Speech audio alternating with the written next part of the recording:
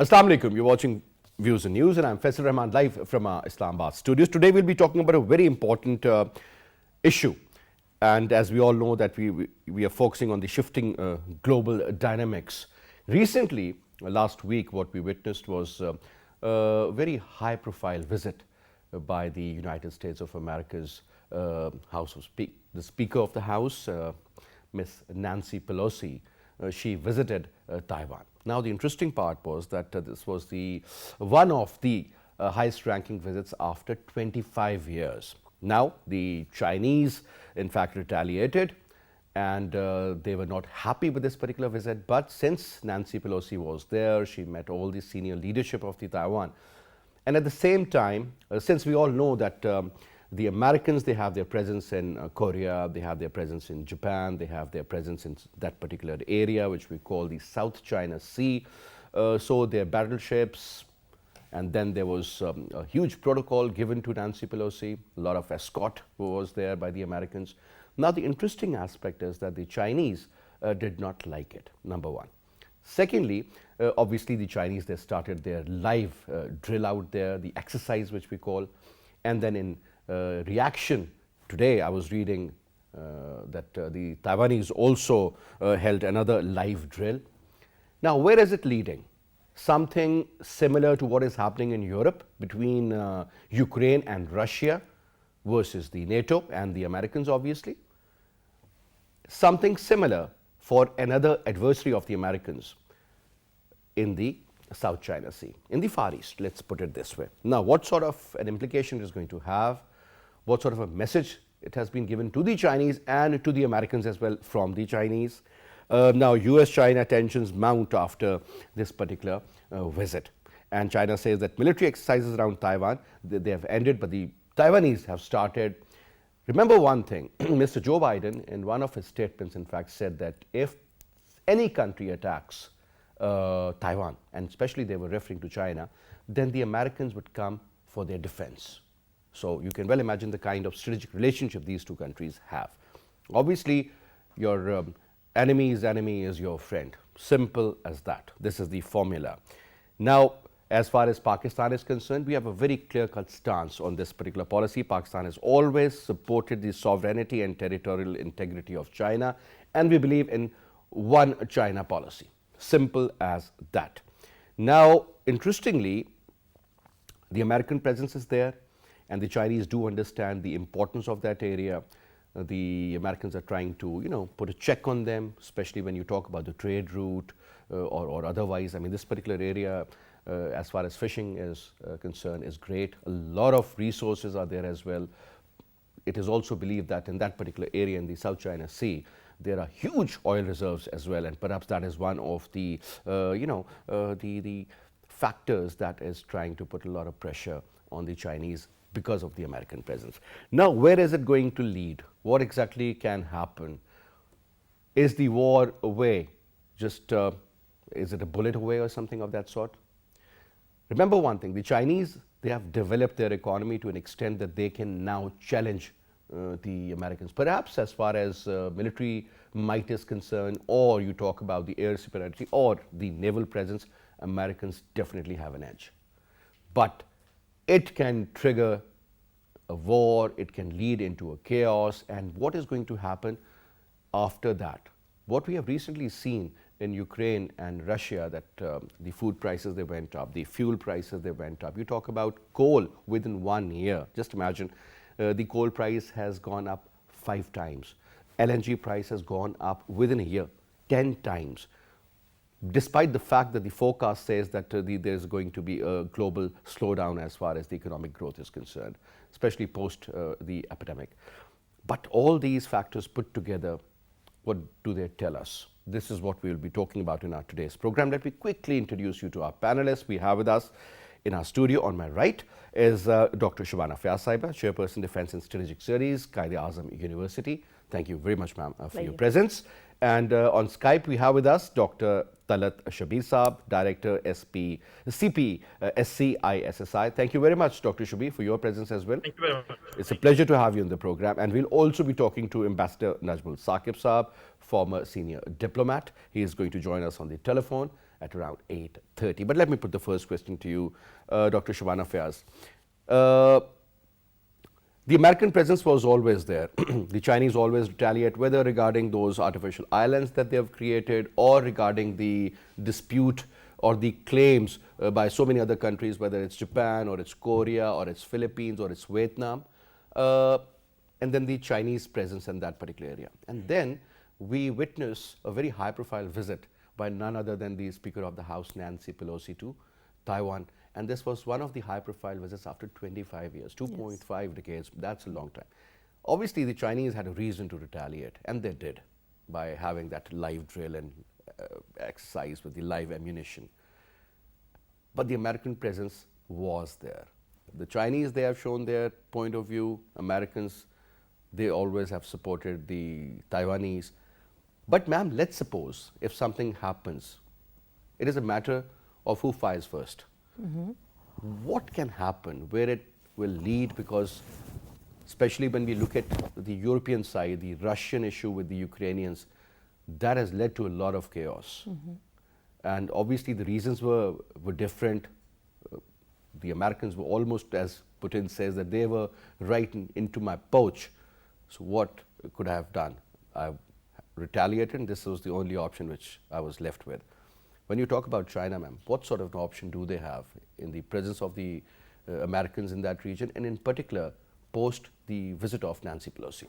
Well, thank you so much for a very expanded question, and you have partially answered a few parts of it. Well, let me make you think another way around. I really feel that what this visit of Senator Speaker Nancy Pelosi is to the Taiwan, yes, it has come after 25 years of that, but has it altered or is going to be a change in the American perception of dealing with the Taiwan? That is very critical, because after hearing you and all the stories that one has been focusing on, the important point is that although President Biden has been saying that we have to rethink our policy on Taiwan with respect to relations to China.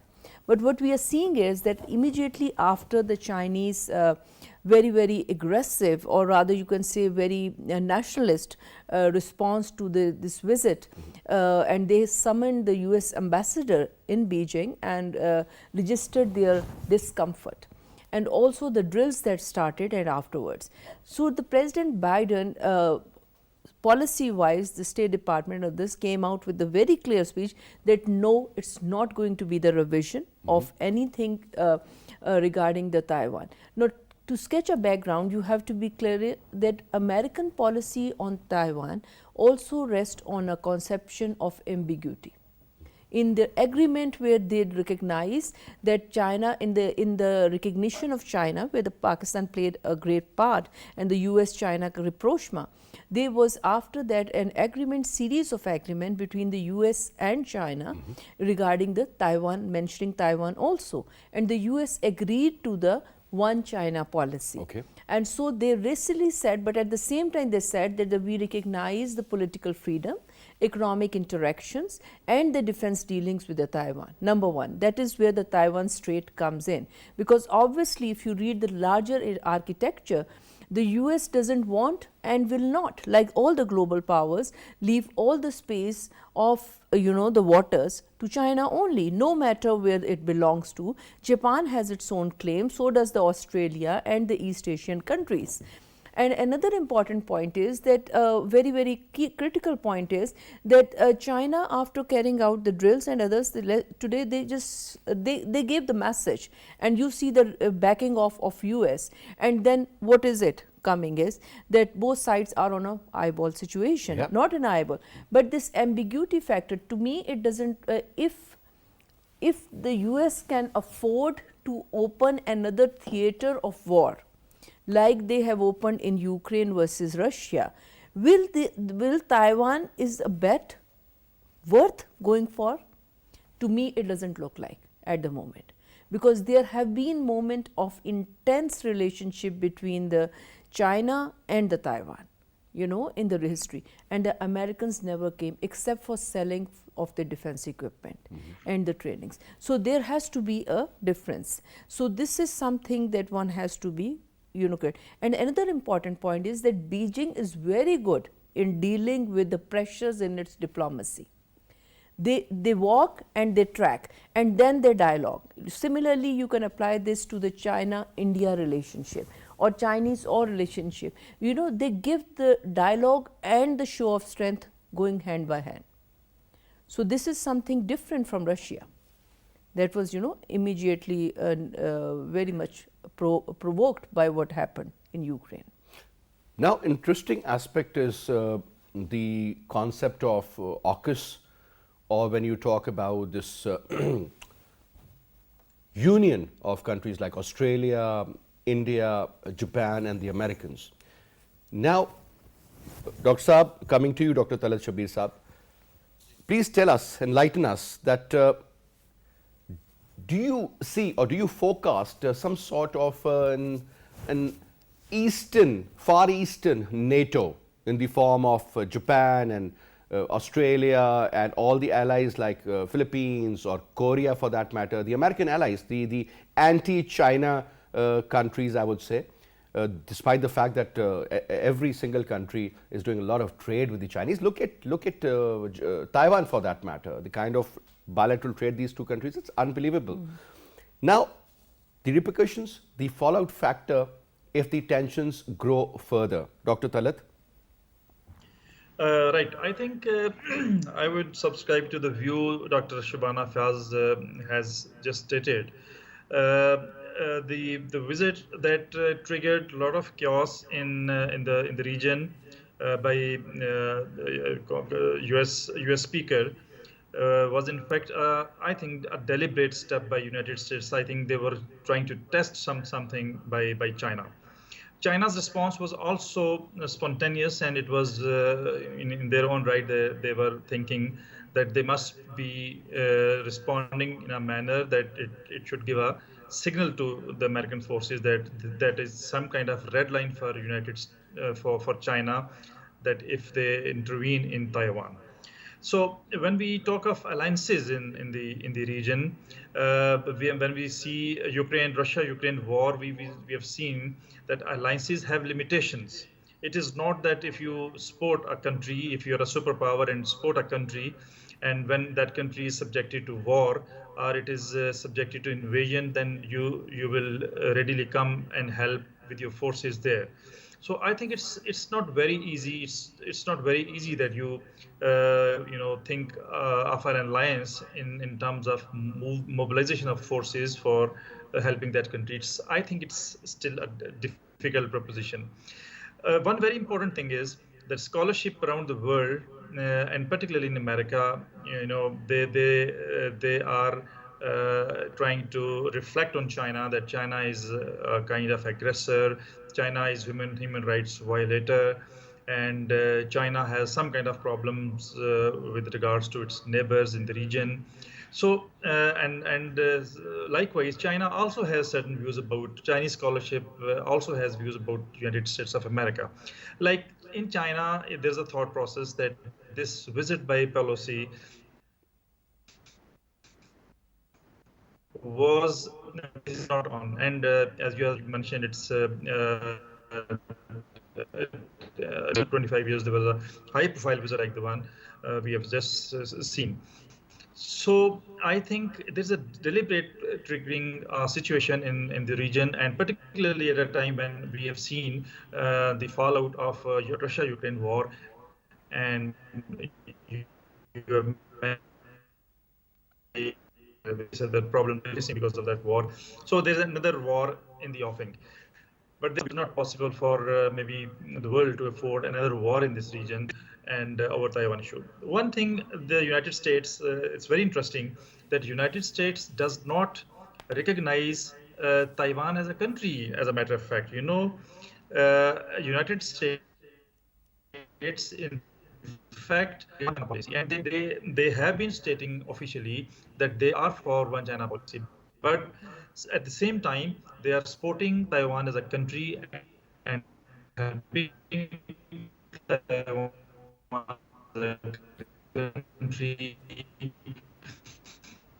All right, I'll So just come back to you. there's a kind There's of a slight confusion. I think audio issue coming to you, Dr. Shabana Fayyaz Cyber. Now, couple of points here, ma'am. One is obviously when we talk about the technology aspect or geoeconomics and military, obviously that is also something very important to look at. And China has come up as a very major rival of the Americans. And obviously, ma'am, it's all about the global supremacy. It's about the hegemony, of the Americans, which they have enjoyed for almost 70 years or maybe more post Second World War. This is the only country that has emerged as the superpower. And whatever happened in 1970s and then eventually what we witnessed, Soviet Union disintegrated and so many countries came out of. So the only rival perhaps right now is China. As far as economy is concerned, as far as threat is concerned, as far as challenge is concerned. Now, ma'am, looking at it, obviously competition is unfolding and it is very clear. There is no doubt about it. Now, I would like you to answer one thing. Ma'am, is it the war between this capitalist thought or communist thought, or perhaps it is about the taking over? Because if you look at the Americans, ma'am, they have their presence in almost every single corner of the globe. And whether you talk about, now they're also planning to add, not planning, they have almost done it, adding Sweden and Finland in NATO. They were not part of NATO. So certain actions are being taken, I won't say in haste or hurry, but very calculated ones according to the development that is taking place.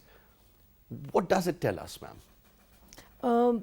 Basically, it tells us that the world politics map is undergoing the changes. And of course, it is a power game, and this has been so since the man was born, and also the nation state system even prior to that. What we are seeing is, you have rightly said that US has enjoyed being a sole superpower, specifically after the disintegration of the Soviet Union. And now I don't think so the US is a sole superpower, because what we are seeing is that the China and Russia, given Russia's economic research and Chinese ever growing the economic and strategic footprints, it's on the rise, and the states that are medium and the small states, they are joining in the projects like BRI and the other Chinese economic and Russian driven incentives. They are together. So this is actually calling for a new architecture. That's what they really want, is to have more of a multilateral dialogue based different poles of power.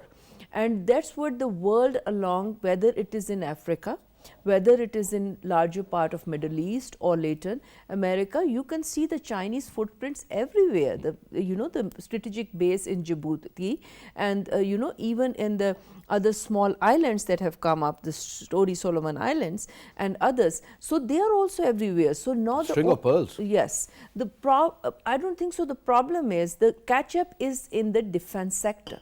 Although the Chinese do have the Russians are very on the upper side on the cyber technology and the using of cyber technology and warfare. Artificial intelligence. I think the they have an edge over the Americans also, side, the US still holds the highest point. So this is a bit of combination.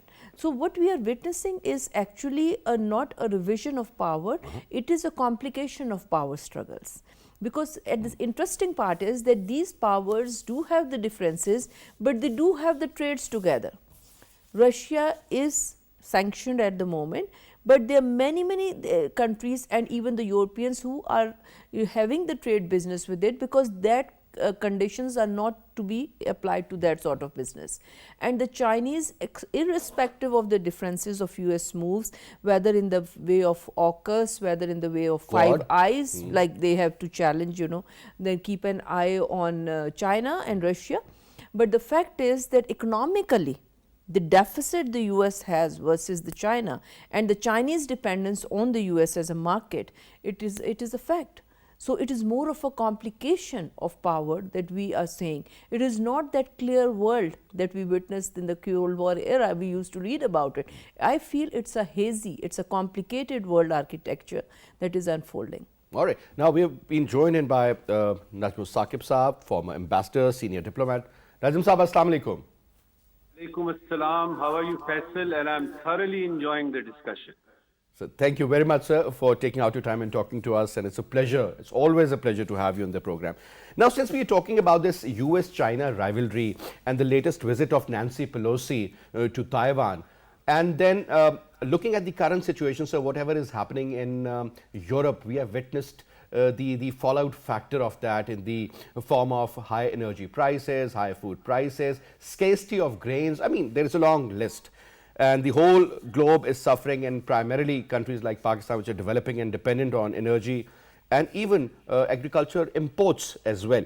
Now, sir, talking about the other side, the second rival of the Americans, Chinese, the way they have been surrounded, the way issues have abruptly come up after the visit, and while she was there as well, even prior to that, the Chinese holding an exercise in the region, the Taiwanese retaliating and doing the same. Where is it leading, sir? Is it just a mere, some sort of a position these countries are taking? And then on top, sir, I always call Quad and AUKUS as the Far Eastern NATO. The way we have seen NATO operating in Europe and elsewhere as well. Whenever they are required, they are used by the Americans. Where are we heading, sir? What is that particular visit supposed to mean? Thank you, Faisal. First of all, let us have some additional facts in front of us. Okay. We see Nancy Pelosi visiting Taiwan, and we think that it is an abrupt, visit, and there was no need of this. I am privy to that legislation which is upcoming in the United States to actually recognize Taiwan as an independent state. So this is in the backdrop. This is number one. Number two, the punishment which China, stated that it is going to punish Nancy Pelosi and its visit and fallout and etc. The first one we have seen, Nancy Pelosi and her family has been sanctioned, some unspecified sanctions. But let me take you, the real reaction which came from President Xi Jinping when he was, the 100-year celebration, I remember, and just, speaking to his countrymen, he said that talking about certain unspecified foreign forces against any external attempt to subjugate China, he said that their heads would be bashed bloody against the Great Wall. I remember and about Taiwan, he said that a resolute action, I repeat, a resolute action against any efforts towards Taiwan's independence. The president reiterated Beijing's firm commitment to one day take control of the island. So this has a backdrop, this has a background of all this. US is trying to, recognize Taiwan as an independent state, disregarding the entire Sino-US history. And let me take you, a little back. In 1949 October, when some Kuomintang military and political officials, they retreated to Taiwan after being defeated in China, only to set up a separate regime there with the outside help. Now, there were three communiques which actually made the basis of Sino-US relations, particularly with regard to the Korean Peninsula, the Vietnam, Kashmir, and Taiwan. And those communiques, I remember when I was in the Foreign Office, we used to have copies of that, 1972, 1979, and 1982, which was jointly issued by the United States and China, basically saying that they will respect each other's national sovereignty and territorial integrity while announcing the commencement of normal Sino-US relations. All right. The US formally acknowledged that PRC, which is the commonly known China, was the sole legal government of China and that Taiwan was not part of China. Now, what we are seeing right now, this was 1949 and onwards till 1982. Now, what we are seeing right now is the new, trade war, between China and the U.S., the troubles in the South China Sea, and the China containment policy.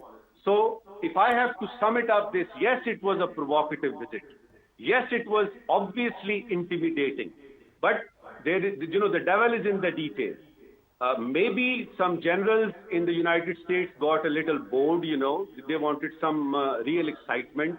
Maybe the arms-producing billion-dollar companies, they would like to have some other war zone in which they could, do their business. Maybe China, the U.S. wanted to test waters. And by the way, the reaction, firing of missiles over Taiwan. And one thing, I must highlight is that an opportunity, Faisal, an opportunity that China was actually eagerly waiting for. The U.S., Nancy Pelosi's visit has provided it. And what was that opportunity? China always wanted to come near the island. China's, the waters surrounding Taiwan, China would always like to go near that, and this time, up north and down south, south and north, they have cordoned off, Taiwan. The whole island, actually. Yes. Now, the trade to and from Taiwan is one thing which is going to be a casualty. Number two is that by, cordoning off Taiwan, China will be literally and practically in control of Taiwan Strait. Now, what does that signify? That signifies that China is actually serious in, safeguarding its national interest, and Taiwan has always been Achilles' heel for, China. One point, if I may interrupt here, sir. Whenever I would watch CNN or any Western channel, let me put it this way, the way they malign Vladimir Putin, and, it seems as if Russians are the bad boys and Ukrainians are the best, and that's why we are supporting the best boys versus the worst. This is the image which we normally get when we look at the Western media channels. Now, sir, regarding this particular visit, I was very closely observing the visit and the repercussions and the fallout factor and everything. Now, so what I realized that the Americans would start the headlines, overreaction of the Chinese. Perhaps they had anticipated that this is going to happen. Do you think the Americans were not actually, looking at the Chinese reaction from that perspective, that this could be the retaliation, or perhaps the Chinese over-retaliated, or was this expected, sir? Faisal, the thing is that we listen to and we read English news items, I wish that Chinese was also understood in Pakistan and other parts of the world. You need to go and see what China actually, is saying and doing about this particular visit. And this visit, I would reiterate, this visit is not one thing just out of the blue. It is a part of that whole game. Taiwan is, according to my assessment, Taiwan is being made a scapegoat. And I tell you that, God forbid, we are looking at, towards another war zone already opening, in South China Sea. And this is going to be devastating, not for the United States of America. And by the way, not for China. It is going to affect Taiwan. And the world knows, you and I know, Dr. Saiba knows, that the problem, the real issue is not between China and U.S. The real issue is between the Chinese people living, across the two borders, living in Taiwan and living in China. Now, that's why I say that it's being, made a scapegoat. And Nancy Pelosi's visit, she actually urged, the president of Taiwan that we are behind you, we are going to recognize you, and you stay put. We will be, the guarantor of security. Now, Isn't it perfect listening recipe to for that, disaster in the Chinese, region? the Taiwanese, president said that we are ready. Now, can you imagine this David and Goliath? So, I see a very bleak future, for as far as security, matters are concerned. And we are going to see in the near coming weeks and months, because China has not stopped there. China is continuing, patrolling and showing Taiwan and the U.S. its military prowess. So for Pakistan's position is very clear, as you said in the, in your intro, that we believe in one China, full stop. And we are not going to, get into any war between China and the U.S. because we have other, related issues also. So you and I, we can only pray that this stops here and the world has some sanity to see that this is not a problem between the U.S. and China. These are the Chinese people of the, Taiwanese states, and it has got nothing to do with the trade war between the U.S. and China or any problem which is which is happening or prevailing in the South China Sea. All right. Thank you very much, Najm Saab, for your comments. It was a pleasure listening to you. Now, coming to you, Dr. Talat, one important point that is just popping up in my mind, and I would like to ask you that the America, when we look at the European dynamics, the politics out there, at the cost of the allies or the NATO members or the European Union members, for that matter, whether it's Germany or any other country, sir. Now, the Americans are in fact, trying to protect their own interest and following what they feel is right for them at the cost of their allies in Europe, versus the Russians, and the allies are facing a lot of problems. Look at Germany. Look at the dependence of Germans on the energy resources coming in from Russia. Or for that instance, so many other countries. And then you talk about the grain or for that matter, the fertilizer or edible oil. I mean, there's a long list, engineering products as well. Now, let's go to the Far East. Let's talk about China. Now, China, again, is a major trade partner with the European Union, with the Americans, rather with everybody. Look at the relationship with the Indians as far as trade is concerned. Over $100 billion bilateral trade in favor of the Chinese. So the case in so many other countries, their investments everywhere. Now, that also, tells us that, Chinese have been engaged by the Americans, again, creating a lot of problems for their rivals, whether it's Taiwan or it's Japan or it's Vietnam or it's Philippines or whichever country has an issue regarding the seawater and the particular, the marking, and they have issue with the Chinese. So don't you think, I mean, it's high time to evaluate the level of threat and sort of what's going on at the moment, sir? Because problem has been created by the Americans for their allies in Europe, and it is going to be a similar act, but this time the actor instead of Russia is going to be China, with the allies which will be different Far Eastern countries. Your take, sir? I think it's a great dilemma for the allies of the United States of America, that they also have to follow what America is doing. And most of the scholarship in these countries, does not like their countries to be projected as enemies of China. For example, if you think we consider India as an American ally in the region, but Indian scholarship, clearly they state that we should not be projected as China's enemy in the region or in the world. So it's, I think, a great dilemma for the European Union and other American allies who are actually pursuing American interests, when we talk of these.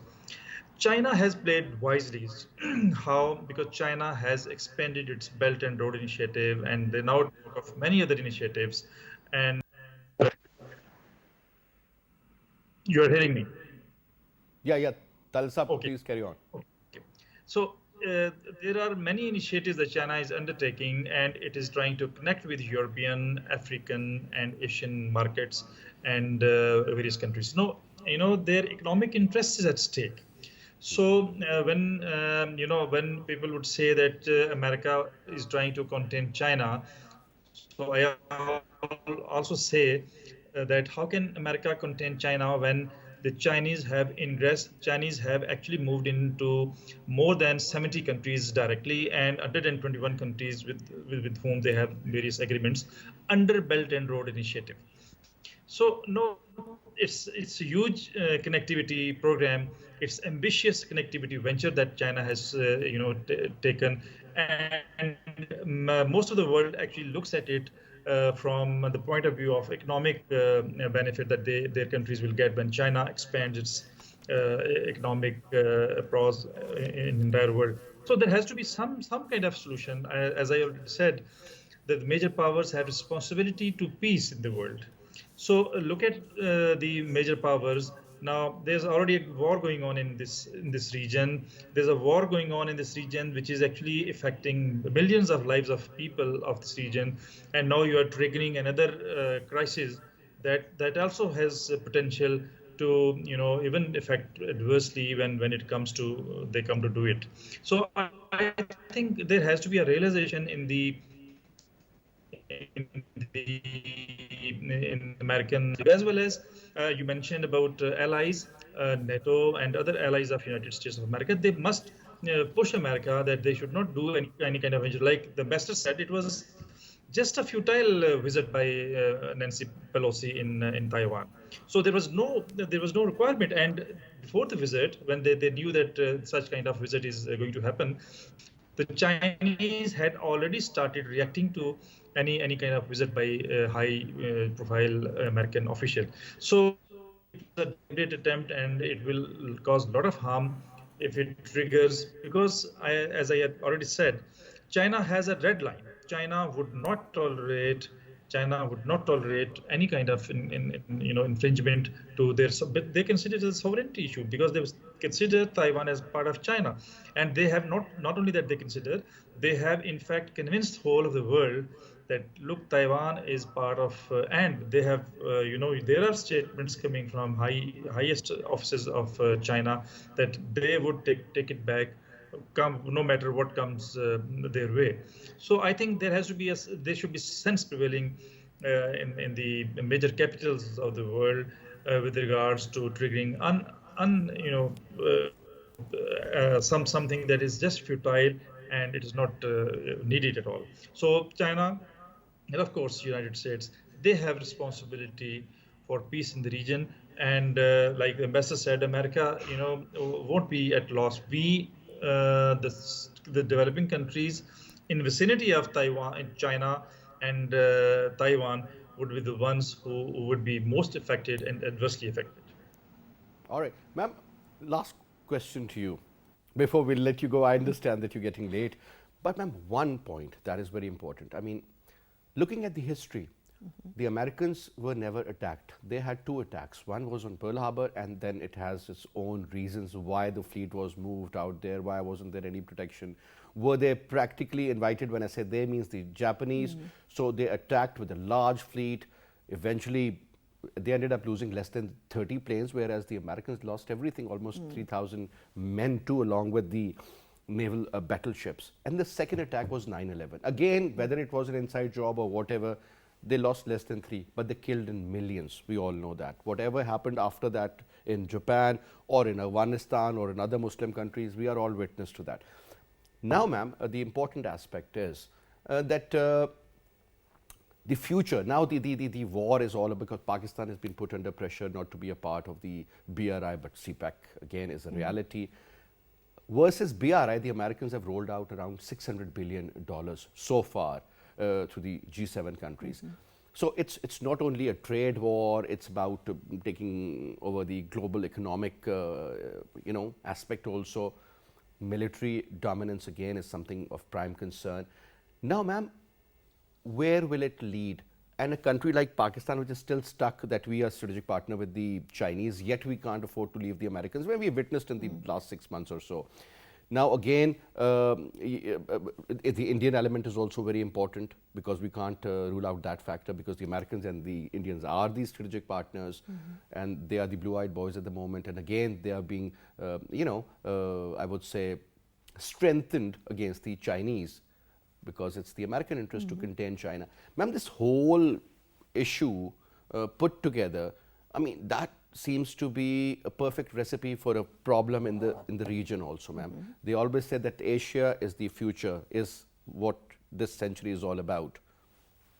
Well, to take the last line as the first line, Asia is the future. Now, how you perceive that future or conceive that future from the Western mind and from the Eastern mind really varies. One interpretation can be to keep Asia's pot boiling. The more sore points, the more troubles you create, not only by the West, by itself, and some others misdoings or lack of performance and others. So it will be a zone of competition and complication. This is one thing. And number two is that we have to be very, very clear on one thing. You mentioned Pakistan and the region. Pakistan belongs to an area somehow that is, it's because of geostrategic significance. Now we believe in geoeconomics, that's a wonderful idea. But because of our geostrategic hostilities and rivalries and unresolved, issues, Pakistan has never been allowed by circumstances to take off the spirit, economic, political, social, human, or whatever. Spot on. Luckily, on the defense side, we something that we are very, very proud of. No, but about the human indicators, it's a big challenge. I think as a Pakistani analyst and from even the Chinese and others' perspective, Pakistan is walking on a tightrope as a strategist. You say we are a strategic partners with China. It's not inked. We are a partner in CPEC and others. Pakistan does not have an alliance signed with China. But the tremendous amount of positivity that's been generated since last 6 or more decades, that's a testament that we have a good relationship. So we are not strategically in a binding relationship or a NATO or something like that. With the US, we again have a very positive relationship, irrespective of the ups and downs. Can we afford to choose one at the cost of another? I think all the policy makers and political, we have to be very careful. We are not supposed to choose. We have to work for our national interest. Simple as that. And our national interest really demands that we give in our best and we achieve our best. All right. So I think this is what exactly explains the Pakistan stance on the Taiwan. We believe on one China policy. Correct. We don't recognize Taiwan as at the governmental level, but we don't stop the private businesses with the Taiwan. We believe in non-interference in internal affairs by any country. We believe in the territorial integrity of China, and we also look to the world to do so. So this is what in my case is that explains, I think we are very clear where we are heading regarding Taiwan or regarding our future relations with any part of the world. All right, thank you very much, ma'am, for your comments. And I'd also like to thank Dr. Talat Shabbir and Ambassador Najm Saqib Saab for their input as well. And that's all we have for this, for this week. I'll see you on Monday at 8:05 p.m. Till then, you take good care of yourself. Have a great weekend. Khuda Hafiz.